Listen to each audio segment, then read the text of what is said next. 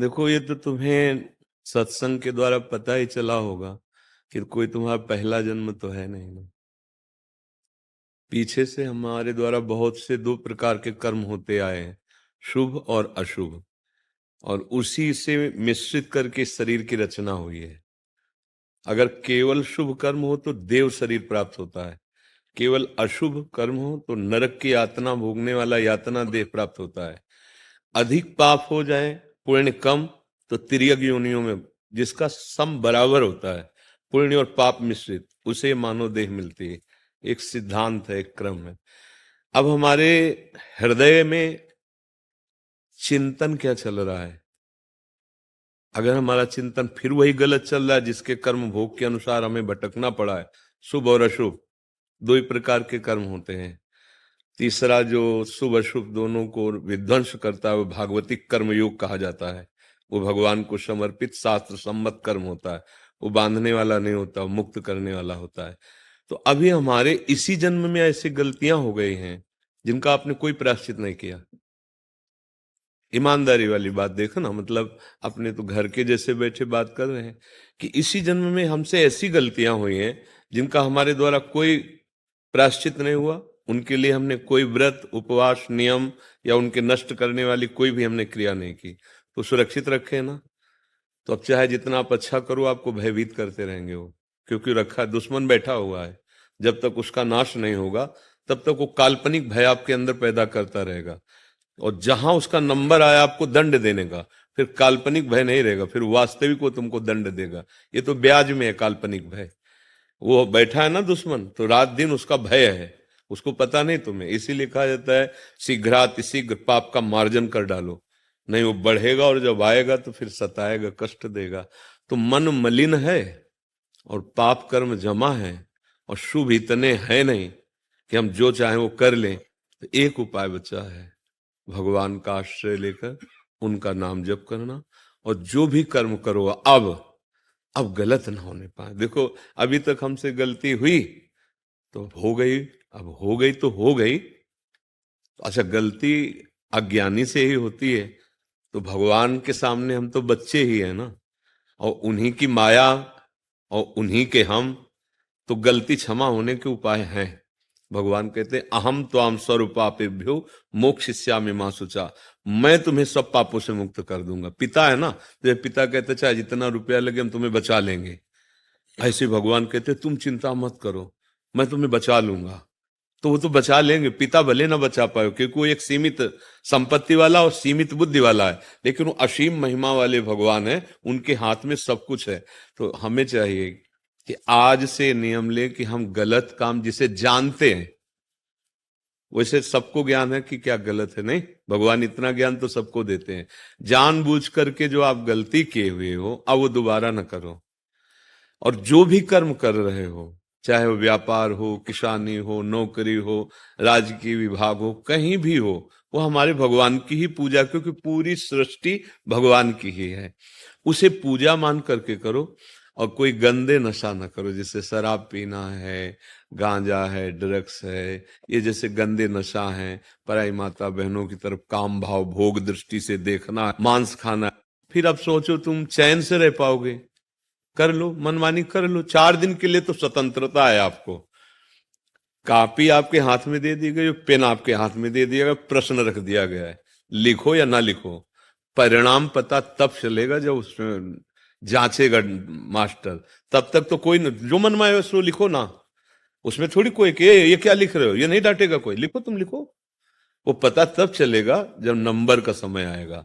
ऐसे ही तुम्हें मनुष्य शरीर दिया गया, छूट दी, करो, पुण्य ही पुण्य करो, आप करो, आप भजन करो, आपको छूट दी गई है आपका। लेकिन उस समय की बात याद रखो जब जांच होगी, तो एक एक सेकंड का हिसाब तुम्हारे पूरे जीवन का है। 5 सेकंड भी ऐसे नहीं जिनको तुम छुपा सको। पूरे जन्म से लेकर और आखिरी श्वास तक के हर सेकंड का निर्णय होता है। हमारा स्वामी, किसी से गवाही लेने की जरूरत नहीं होती। अब ये बात विचार करके देखो, तो हमारे को लगता है कि हमारे ऊपर बड़ी कृपा है अगर हम जो गलतियां की उनका दंड मिले ना, इसी जन्म की गलतियों का। आप देखो, किसी माई बहन को छेड़ दो आप, रिपोर्ट हो जाए, आप जेल जाओगे? ऐसी गलती कितनी बार की है और भगवान ने क्षमा कर दिया तुम्हें? ईमानदारी से देखो। लेकिन भगवान ने उनको सबको माफ कर दिया। आप अंदर की बात जानते हो, अंदर की बात अपनी जानते हो। भगवान ने क्षमा किया कि नहीं? भगवान बचा रहे हैं कि नहीं? 5 मिनट की गलती ने पूरे जीवन की पढ़ाई लिखाई और राजनीतिक जितना जो कुछ सब मिटिया मेट करके और वहां खड़ा कर दिया कटघरे में उसको। और ऐसी गलतियां पचासों नहीं, पचासों हजार बार अपने से हुई हैं और एक बार भी थप्पड़ नहीं लगा। तो जमा है ना, वो कितना कृपालु, फिर भी हमें चैन से जीने दे रहा है। हम कितने गलत, अंदर की बात देखो, अंदर की एक पॉइंट हम कह रहे हैं, ऐसे कितने पॉइंट हमारे द्वारा गलतियां हुई जिनको ऐसे दबा दिया गया, हम ही ने दबा दिया। और आज तक कोई ना समाज जानती है और ना कोई कानून से दंड मिला है। तो वो फ्री थोड़ी वो रखा है, वो तैयार हो रहा है बिल्कुल खा पी के, जैसे दूध पी के कोई एकांत कमरे में रियाज लगा रहा हो तुम्हें परास्त करने के लिए। वो तुम्हारा कर्म अवश्य में भोक्तव्यम कृतम कर्म शुभाशुभम। इसलिए अब तुम तैयार हो जाओ उसको नष्ट करने के लिए। वो है भगवान का नाम और भगवान का आश्रय। हरि आश्रय लेकर नाम जप करते हुए अब अच्छे कर्म में उतर जाओ तो वो पूर्व के कर्म नष्ट हो जाएंगे और जो हमारा विधान रच गया है भोगने का, उसको भोगने की सामर्थ्य मिल जाएगी। जैसे जो शरीर रचना के समय लिख गया था कि इतने वर्ष से इतने वर्ष तक ये दंड मिलेगा, ये दंड मिलेगा, वो तो लिख गया है, उसे तुम काट नहीं सकते। उसको भोगने की सामर्थ्य मिलेगी। लेकिन जो जमा हिसाब वो भस्म हो जाएगा। जो आगे हमसे गलती होगी वो क्षमा कर देंगे। प्रभु बड़े कृपालु हैं। इसलिए ऐसा लगा बेमतलब का मन भय प्रदान करता है जब हमारे कर्म बिगड़ जाते हैं। पूर्व जो कर्म बिगड़े हुए हैं तो बेमतलब का वो भय देगा। इतना कष्ट हो जाता है कि फिर वही मन सिखाने लगता है कि मर जाओ तो अच्छा है। आप देख लो, सबको शरीर और प्राण कितने प्रिय हैं और इस मन के कहने के अनुसार चलने से हमसे यदि गलतियां हो गई हैं तो वो जब गलतियों का दंड मन दिलाता है, यही मन दिलाता है, तो यही हमें शिक्षा देने लगता है कि यार ऐसे, और कितना बड़ा अपराध कराने के लिए प्रेरित कर दिया। बहुत नीच है ये मन। इसके कथनानुसार चलोगे तो सर्वनाश कर देगा ये। और अगर शास्त्र और गुरुजनों की आज्ञा के अनुसार चलो तो यही मन तुम्हें आनंद में डुबो देगा। अब देखो, एक है भयावह कल्पना और एक है आनंददायक। भगवान बड़े कितने कृपालु हैं, कदम कदम पे रक्षा करते हैं, सर्व सामर्थ्यशाली। अब ये भी तो चिंतन चल रहा है और एक चिंतन बुरा चल रहा है। तो कमजोर हो गया मन हमारा विषयों से तो वो गंदी गंदी बातें सोचता रहता है, निगेटिव सोचता रहता है। बलवान हो गया तो पॉजिटिव सोचता रहता है। तो हमारी सोच सही हो जाए इसके लिए हमें नाम जप करना पड़ेगा और गंदे आहार ये सब छोड़ना पड़ेगा। आज हमारा जो समाज है वो पतित होता चला जा रहा है? कितना पतित होता चला जा रहा है। 10-11 बजे तक तो सोना है, 12 दिन में 11-12 बजे तक तो सोना है उसे।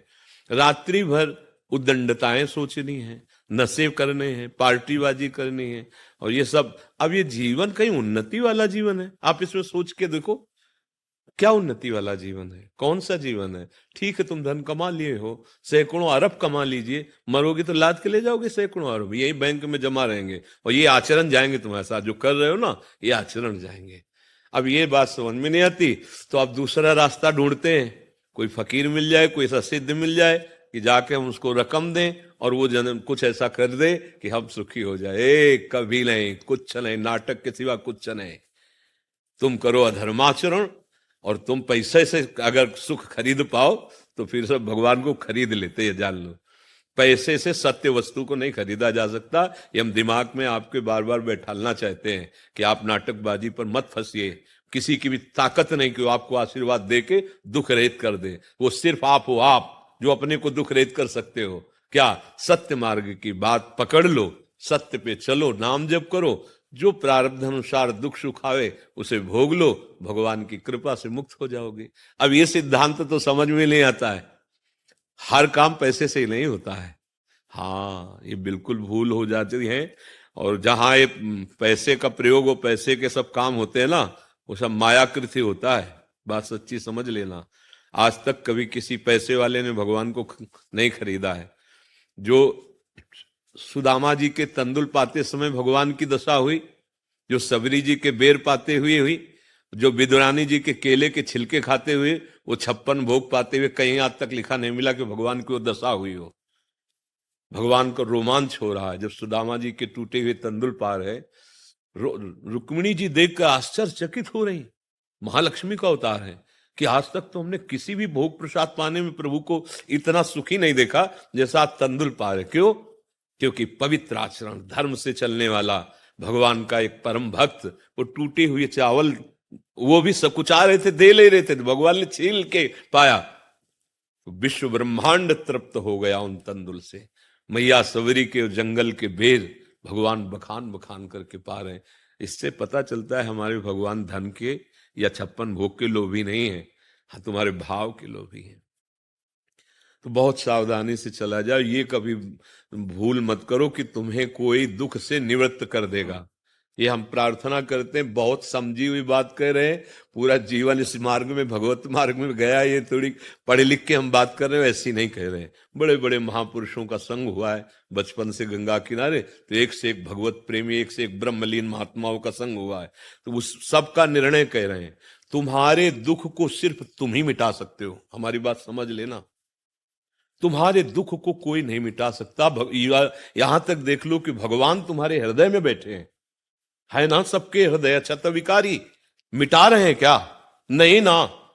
तो फिर यार भगवान से बढ़कर कौन हो सकता है? इसका मतलब दुख मिटाने के लिए तुम्हें लगना पड़ेगा, तुम्हें लगना पड़ेगा। सबके हृदय अछत विकारी और सकल जीव जग दीन दुखारी, तहां वेद अस कारण भाखा।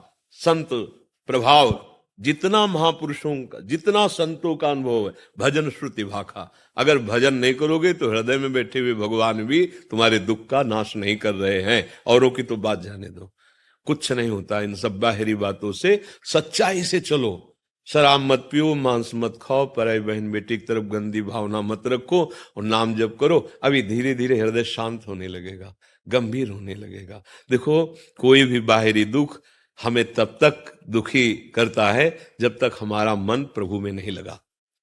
तुम खुद दूसरों के दुख मिटाने वाले बन सकते हो, अपने दुख की बात क्या, नाम जप। ये हम बिल्कुल खुली बातें इसीलिए कहते हैं कि आगे चलकर आपको खुली बातें सुनने को नहीं मिलेंगी। सुविधा शास्त्र जो कह रहा है, गीता जी कह रही, भागवत कह रही, उसके अनुसार भाई चलो, तभी सुखी रहोगे। नहीं तो कोई भी हो, कहीं भी हो, रुपया समेट सकते हो, प्रणाम नमस्कार समेट सकते हो, लेकिन मरोगे तो यमदूत आएंगे लेने के लिए। ये पैसा तुम्हारा यमदूतों से नहीं बचा पाएगा। ये प्रणाम नमस्कार यहां तुम्हारा हो रहा है, वहां डंडे चलेंगे। तस्मात् शास्त्रम प्रमाणम ते कार्या कार्यो व्यवस्थित हो। शास्त्र के अनुसार चलो, धर्म के अनुसार। अब आजकल कौन धर्म के अनुसार चलना चाहता है? आप विचार करके देखो। जिसको देखो वही सोचता है झूठ और छल कपट से जितना रुपया आ जाए, चाहे जिस मार्ग में हो, चाहे जिस मार्ग में, मत फंसो। ना तो स्वयं कोई ऐसा कार्य करो, ना किसी को करने का उत्साह दो। अगर आप ऐसे लोगों के पास ना जाए तो सुधर जाए वो भी ना, लेकिन आप खुद गलती करते हो, आप जाते हो, आप ऐसे सब नौटंकी नाटक को स्वीकार करते हो।